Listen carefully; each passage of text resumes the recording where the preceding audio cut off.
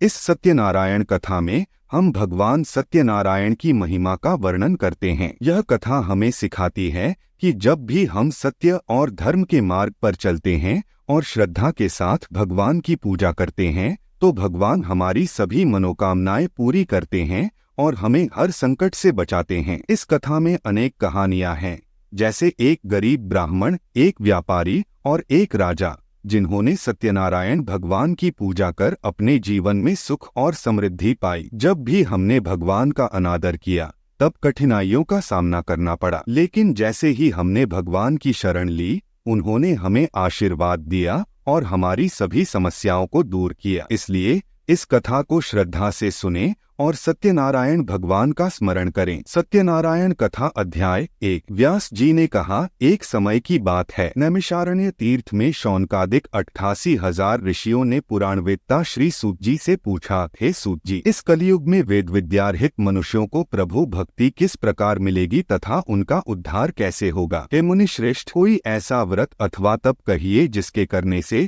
थोड़े ही समय में पुण्य प्राप्त हो तथा मनवांछित फल भी मिले। हमारी प्रबल इच्छा है कि हम ऐसी कथा सुने। सर्वशास्त्र ज्ञाता श्री सूत जी ने कहा, हे वैष्णवों में पूज्य, आप सबने प्राणियों के हित की बात पूछी है। अब मैं उस श्रेष्ठ व्रत को आपसे कहूँगा जिसे नारद जी के पूछने पर लक्ष्मी नारायण भगवान ने उन्हें बताया था। कथा इस प्रकार है, आप सब सुने। एक समय देवर्षि नारद जी दूसरों के हित की इच्छा से सभी लोकों में घूमते हुए मृत्युलोक में आ पहुँचे। यहाँ अनेक योनियों में जन्मे प्रायः सभी मनुष्यों को अपने कर्मों के अनुसार कई दुखों से पीड़ित देखकर उन्होंने विचार किया कि किस यत्न के करने से प्राणियों के दुखों का नाश होगा। ऐसा मन में विचार कर श्री नारद विष्णुलोक गए। वहाँ श्वेतवर्ण और 4 भुजाओं वाले देवों के ईश नारायण को, जिनके हाथों में शंख, चक्र, गदा और पद्म थे तथा वरमाला पहने हुए थे, देखकर स्तुति करने लगे। नारद जी ने कहा, हे भगवान, आप अत्यंत शक्ति से संपन्न हैं। मन तथा वाणी भी आपको नहीं पा सकती, आपका आदिमध्यांत भी नहीं है। आप निर्गुण स्वरूप सृष्टि के कारण भक्तों के दुखों को नष्ट करने वाले हो। आपको मेरा नमस्कार है। नारद जी से इस प्रकार की स्तुति सुनकर विष्णु बोले, हे मुनिश्रेष्ठ, आपके मन में क्या है? आपका किस काम के लिए यहाँ आगमन हुआ है? निसंकोच कहें। तब नारद मुनि ने कहा, मृत्युलोक में सब मनुष्य जो अनेक योनियों में पैदा हुए हैं, अपने अपने कर्मों द्वारा अनेक प्रकार के दुखों से पीड़ित हैं। हे नाथ, यदि आप मुझ पर दया रखते हैं तो बताइए उन मनुष्यों के सब दुख थोड़े से ही प्रयत्न से कैसे दूर हो सकते हैं? विष्णु भगवान ने कहा, हे नारद, मनुष्यों की भलाई के लिए तुमने यह बहुत अच्छा प्रश्न किया है। जिस व्रत के करने से मनुष्य मोह से छूट जाता है वह व्रत मैं तुमसे कहना चाहता हूँ। बहुत पुण्य देने वाला, स्वर्ग तथा मृत्यु दोनों में दुर्लभ एक उत्तम व्रत है जो आज मैं प्रेमवश होकर तुमसे कहता हूँ। श्री सत्यनारायण भगवान का यह व्रत विधि विधान पूर्वक संपन्न करके मनुष्य इस धरती पर सुख भोग कर मरने पर मोक्ष को प्राप्त होता है। श्री विष्णु भगवान के यह वचन सुनकर नारद मुनि बोले, हे भगवान, उस व्रत का फल क्या है? क्या विधान है? इससे पूर्व यह व्रत किसने किया है और किस दिन यह व्रत करना चाहिए? कृपया मुझे विस्तार से बताएं। श्री विष्णु ने कहा, हे नारद, दुख शोक आदि दूर करने वाला यह व्रत सब स्थानों पर विजय करने वाला है। भक्ति और श्रद्धा के साथ किसी भी दिन मनुष्य श्री सत्यनारायण भगवान की संध्या के समय ब्राह्मणों और बंधुओं के साथ धर्मपरायण होकर पूजा करे। भक्ति भाव से नैवेद्य, केले का फल, शहद, घी, शक्कर अथवा गुड़, दूध और गेहूं का आटा सवाया लें। गेहूं के अभाव में साठी का चूर्ण भी ले सकते हैं। इन सबको भक्ति भाव से भगवान को अर्पण करें। बंधु बांधवों सहित ब्राह्मणों को भोजन कराएं। इसके पश्चात स्वयं भोजन करें। रात्रि में नृत्य गीत आदि का आयोजन कर श्री सत्यनारायण भगवान का स्मरण करता हुआ समय व्यतीत करें। कलिकाल में मृत्युलोक में यही एक लघु उपाय है जिससे अल्प समय और अल्प धन में महान पुण्य प्राप्त हो सकता है। सत्यनारायण कथा अध्याय 2। सूत जी ने कहा, हे ऋषियों, जिन्होंने पहले समय में इस व्रत को किया है उनका इतिहास कहता हूँ, आप सब ध्यान से सुने। सुंदर काशीपुरी नगरी में एक अत्यंत निर्धन ब्राह्मण रहता था। वह ब्राह्मण भूख और प्यास से बेचैन होकर पृथ्वी पर घूमता रहता था। ब्राह्मणों से प्रेम करने वाले श्री विष्णु भगवान ने ब्राह्मण को देखकर एक दिन बूढ़े ब्राह्मण का रूप धारण कर निर्धन ब्राह्मण के पास जाकर आदर के साथ पूछा, हे विप्र, तुम नित्य ही दुखी होकर पृथ्वी पर क्यों घूमते हो? हे श्रेष्ठ ब्राह्मण, यह सब मुझसे कहो, मैं सुनना चाहता हूँ। दरिद्र ब्राह्मण ने कहा, मैं निर्धन ब्राह्मण हूँ, भिक्षा के लिए पृथ्वी पर फिरता हूँ। हे भगवान, यदि आप इससे छुटकारा पाने का कोई उपाय जानते हो तो कृपा कर मुझे बताएं। वृद्ध ब्राह्मण का रूप धारण किए श्री विष्णु भगवान ने कहा, हे ब्राह्मण, श्री सत्यनारायण भगवान मनवांछित फल देने वाले हैं, इसलिए तुम उनका पूजन करो। इससे मनुष्य सब दोषों से मुक्त हो जाता है। दरिद्र ब्राह्मण को व्रत का सारा विधान बताकर बूढ़े ब्राह्मण का रूप धारण करने वाले श्री सत्यनारायण भगवान अंतर्ध्यान हो गए। जिस व्रत को वृद्ध ब्राह्मण ने बताया है, मैं उसको अवश्य करूँगा, यह निश्चय कर वह दरिद्र ब्राह्मण घर चला गया। परंतु उस रात्रि उस दरिद्र ब्राह्मण को नींद नहीं आई। अगले दिन वह जल्दी उठा और श्री सत्यनारायण भगवान का व्रत करने का निश्चय कर भिक्षा मांगने के लिए चल दिया। उस दिन उसको भिक्षा में बहुत धन मिला, जिससे उसने पूजा का सामान खरीदा और घर आकर अपने बंधु बांधवों के साथ भगवान श्री सत्यनारायण का व्रत किया। इसके करने से वह दरिद्र ब्राह्मण सब दुखों से छूटकर अनेक प्रकार की संपत्तियों से युक्त हो गया। तभी से वह विप्र हर मास व्रत करने लगा। इसी प्रकार सत्यनारायण भगवान के व्रत को जो शास्त्र विधि के अनुसार करेगा, वह सब पापों से छूटकर मोक्ष को प्राप्त होगा। आगे जो मनुष्य पृथ्वी पर श्री सत्यनारायण भगवान का व्रत करेगा, वह सब दोषों से छूट जाएगा। इस तरह नारद जी से सत्यनारायण भगवान का कहा हुआ व्रत मैंने तुमसे कहा। हे पुत्रों, अब आप और क्या सुनना चाहते हैं, मुझे बताएं। ऋषियों ने कहा, हे मुनीश्वर, संसार में इस व्रत से सुनकर किस किस ने इस व्रत को किया, हम सब सुनना चाहते हैं। इसके लिए हमारे मन में श्रद्धा है।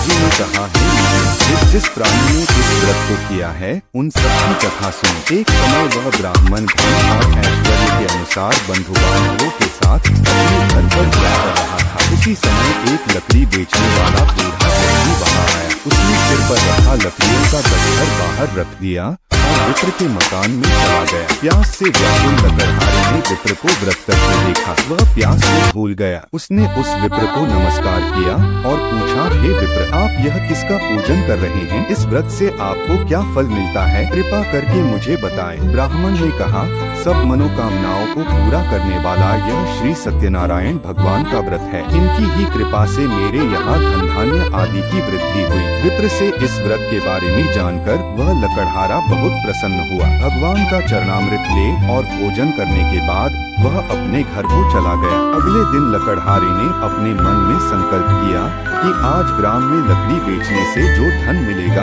उसी से भगवान सत्यनारायण का उत्तम व्रत करूंगा। मन में ऐसा विचार कर वह लकड़हारा लकड़ियों का गट्ठर अपने सिर पर रखकर जिस नगर में धनवान लोग रहते थे, वहाँ गया। उस दिन उसे उन लकड़ियों के चौगुने दाम मिले। वह बूढ़ा लकड़हारा अति प्रसन्न होकर पके केले, शक्कर, शहद, घी, दुग्ध, दही और गेहूं का चूर्ण इत्यादि श्री सत्यनारायण भगवान के व्रत की सभी सामग्री लेकर अपने घर आ गया। फिर उसने अपने बंधु बांधवों को बुलाकर विधि विधान के साथ भगवान का पूजन और व्रत किया। उस व्रत के प्रभाव से वह बूढ़ा लकड़हारा धनपुत्र आदि से युक्त हुआ और संसार के समस्त सुख भोग कर बैकुंठ को चला गया। सत्यनारायण कथा अध्याय 3। श्री सूत जी ने कहा, हे श्रेष्ठ मुनियों, अब एक और कथा कहता हूँ। पूर्व काल में उल्कामुख नाम का एक बुद्धिमान राजा था। वह सत्यवक्ता और जितेंद्रिय था। प्रतिदिन देवस्थानों पर जाता तथा गरीबों को धन देकर उनके कष्ट दूर करता था। उसकी पत्नी सुंदर और सती साध्वी थी। भद्रशिला नदी के तट पर उन दोनों ने श्री सत्यनारायण भगवान का व्रत किया। उस समय वहाँ साधु नामक एक वैश्य आया। उसके पास व्यापार के लिए बहुत सा धन था। राजा को व्रत करते देख उसने विनय के साथ पूछा, हे राजन, भक्तियुक्त चित्त से यह आप क्या कर रहे हैं? मेरी सुनने की इच्छा है, कृपया आप मुझे भी बताइए। महाराज उल्कामुख ने कहा, हे साधु वैश्य, मैं अपने बंधु बांधवों के साथ पुत्रादि की प्राप्ति के लिए महाशक्तिमान सत्यनारायण भगवान का व्रत व पूजन कर रहा हूँ। राजा के वचन सुनकर साधु नामक वैश्य ने आदर से कहा, हे राजन, मुझे भी इसका सब विधान बताइए। मैं भी आपके कथानुसार इस व्रत को करूँगा। मेरे यहाँ भी कोई संतान नहीं है। मुझे विश्वास है कि इससे निश्चय ही मेरे यहाँ भी संतान होगी। राजा से सब विधान सुन व्यापार से निवृत्त हो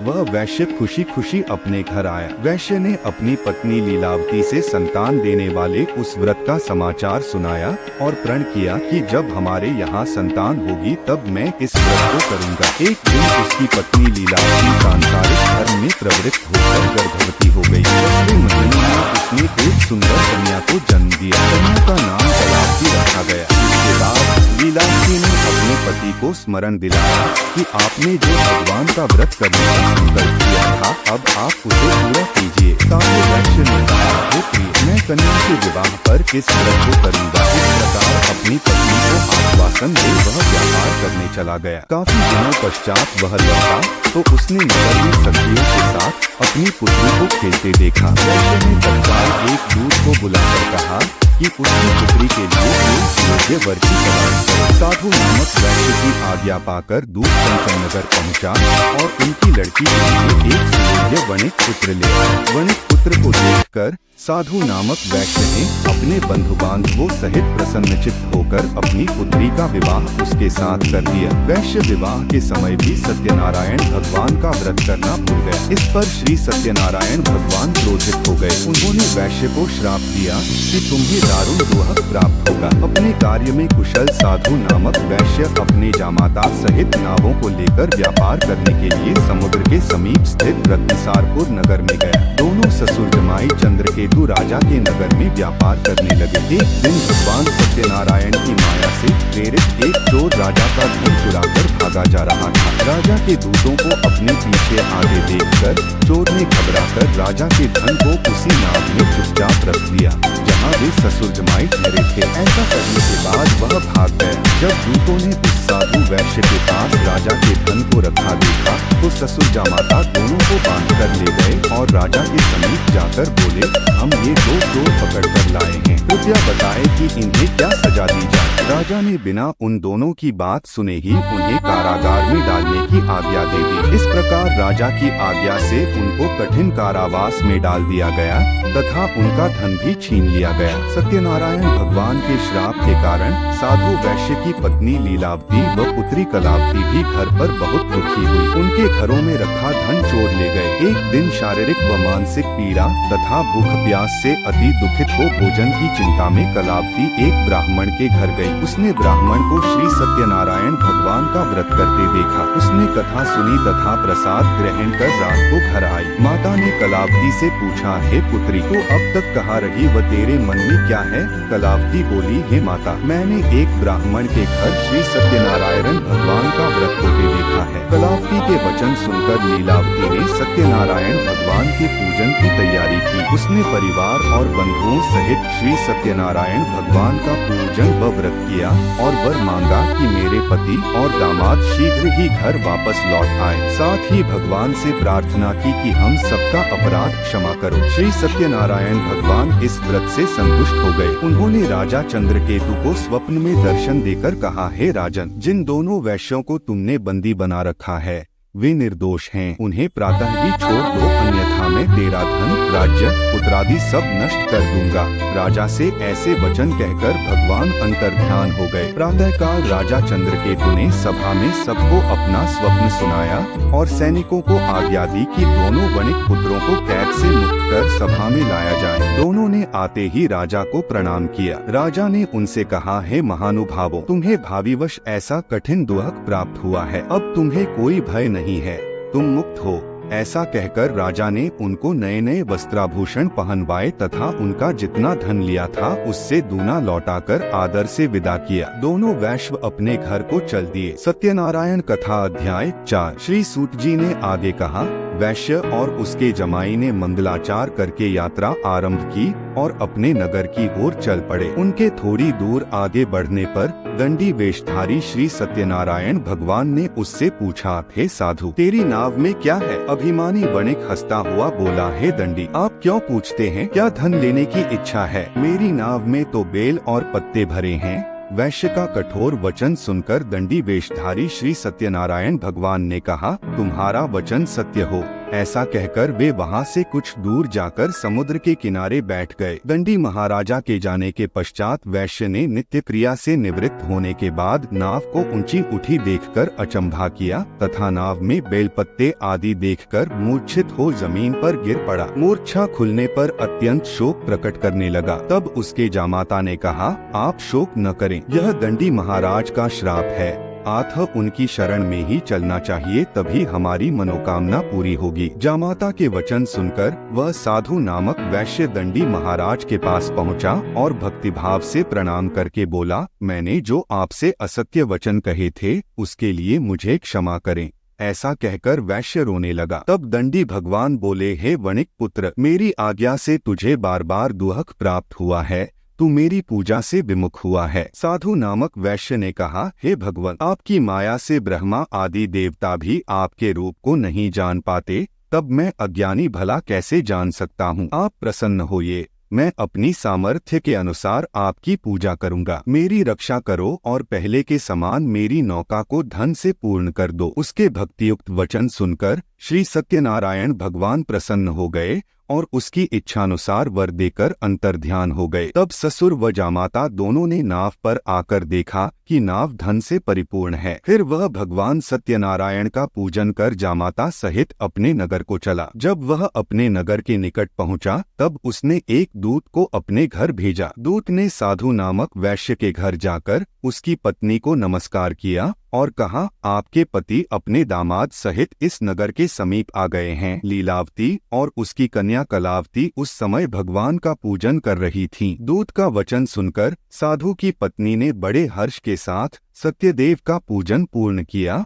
और अपनी पुत्री से कहा, मैं अपने पति के दर्शन को जाती हूँ, तू कार्य पूर्ण कर शीघ्र आ जाना। परंतु कलावती पूजन एवं प्रसाद छोड़कर अपने पति के दर्शनों के लिए चली गई। प्रसाद की अवज्ञा के कारण सत्यदेव रुष्ट हो गए। फलस्वरूप उन्होंने उसके पति को नाव सहित पानी में डुबो दिया। कलावती अपने पति को न देख रोती हुई जमीन पर गिर पड़ी। नौका को डूबा हुआ तथा कन्या को रोती हुई देख साधु नामक वैश्य दुखित हो बोला, हे प्रभु, मुझसे या मेरे परिवार से जो भूल हुई है उसे क्षमा करो। उसके दीन वचन सुनकर सत्यदेव भगवान प्रसन्न हो गए। आकाशवाणी हुई, हे वैश्य, तेरी कन्या मेरा प्रसाद छोड़कर आई है, इसलिए इसका पति अदृश्य हुआ है। यदि वह घर जाकर प्रसाद खाकर लौटे तो इसका पति अवश्य मिलेगा। आकाशवाणी सुनकर कलावती ने घर पहुंचकर प्रसाद खाया और फिर आकर अपने पति के दर्शन किए। तत्पश्चात साधु वैश्य ने वहीं बंधु बांधवों सहित सत्यदेव का विधिपूर्वक पूजन किया। वह इस लोक का सुख भोग कर अंत में स्वर्गलोक को गया। सत्यनारायण कथा अध्याय 5। श्री सूत जी ने आगे कहा, हे ऋषियों, मैं एक और भी कथा कहता हूँ, उसे भी सुनो। प्रजापालन में लीन तुंगध्वज नाम का एक राजा था। उसने भगवान सत्यदेव का प्रसाद त्याग कर बहुत दुख पाया। एक समय राजा वन में वन्य पशुओं को मारकर बड़ के वृक्ष के नीचे आया। वहां उसने ग्वालों को भक्ति भाव से बंधु बांधवों सहित श्री सत्यनारायण का पूजन करते देखा, परंतु राजा देखकर भी अभिमानवश न तो वहां गया और न ही सत्यदेव भगवान को नमस्कार ही किया। जब ग्वालों ने भगवान का प्रसाद उनके सामने रखा तो वह प्रसाद त्याग कर अपने नगर को चला गया। नगर में पहुंचकर उसने देखा कि उसका सब कुछ नष्ट हो गया है। वह समझ गया कि यह सब भगवान सत्यदेव ने ही किया है। तब वह उसी स्थान पर वापस आया और ग्वालों के समीप गया और विधिपूर्वक पूजन कर प्रसाद खाया तो सत्यनारायण की कृपा से सब कुछ पहले जैसा ही हो गया और दीर्घकाल तक सुख भोग कर मरने पर स्वर्गलोक को चला गया। जो मनुष्य इस परम दुर्लभ व्रत को करेगा, श्री सत्यनारायण भगवान की कृपा से उसे धन धान्य की प्राप्ति होगी। निर्धन धनी और बंदी बंधन से मुक्त होकर निर्भय हो जाता है। संतानहीन को संतान प्राप्त होती है तथा सब मनोरथ पूर्ण होकर अंत में वह बैकुंठ धाम को जाता है। जिन्होंने पहले इस व्रत को किया, अब उनके दूसरे जन्म की कथा भी सुनिए। शतानंद नामक ब्राह्मण ने सुदामा के रूप में जन्म लेकर श्री कृष्ण की भक्ति कर मोक्ष प्राप्त किया। उल्कामुख नाम के महाराज राजा दशरथ बने और श्री रंगनाथ का पूजन कर बैकुंठ को प्राप्त हुए। साधु नाम के वैश्य ने धर्मात्मा व सत्य प्रतिज्ञ राजा मोरध्वज बनकर अपनी देह को आरे से चीरकर दान करके मोक्ष को प्राप्त हुआ। महाराज तुंगध्वज स्वयंभू मनु हुए। उन्होंने बहुत से लोगों को भगवान की भक्ति में लीन कर मोक्ष प्राप्त किया। लकड़हारा भी अगले जन्म में गुह नामक निषाद राजा हुआ, जिसने भगवान राम के चरणों की सेवा कर मोक्ष प्राप्त किया।